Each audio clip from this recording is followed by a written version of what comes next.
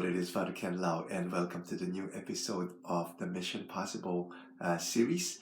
In Luke chapter 24, verse 49, Jesus said to his disciples, "Stay in the city until you have been clothed with power from on high." And we know that that's what can happen in Pentecost. But did you know that there's a Pentecost preview that happened in the Annunciation? Okay, and as we know, in the Annunciation, the angel Gabriel announced to Mary the good news that God's promise are now being fulfilled. So Gabriel told Mary in Luke chapter 1 verse 35, "The Holy Spirit will come upon you, and the power of the Most High will overshadow you. Therefore, the child to be born will be called Holy, the Son of God." Now, I'm reading this from the Spiritual Gifts Handbook by Randy Clark and Mary Healy. They said, "These words are strikingly similar to Jesus' promise to his apostles some 34 years later at the beginning of Acts, which is in Acts 1 verse 8. "You will receive power when the Holy Spirit has come upon you, and you will be my witnesses in Jerusalem and in all Judea and Samaria and to the ends of the earth." Okay, so they wrote also that what happens to Mary at the incarnation is a foreshadowing of what will happen to the whole church when the Holy Spirit is poured out on Pentecost.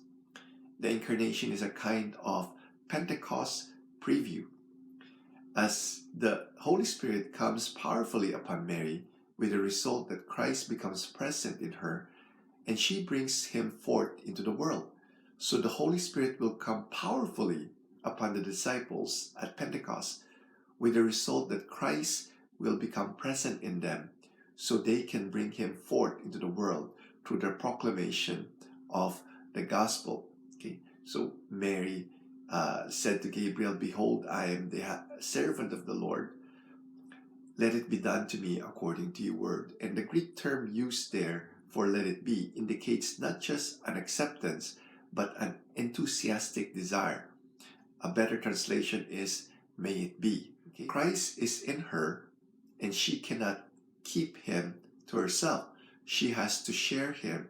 So she goes in haste to visit her cousin Elizabeth and spread the good news.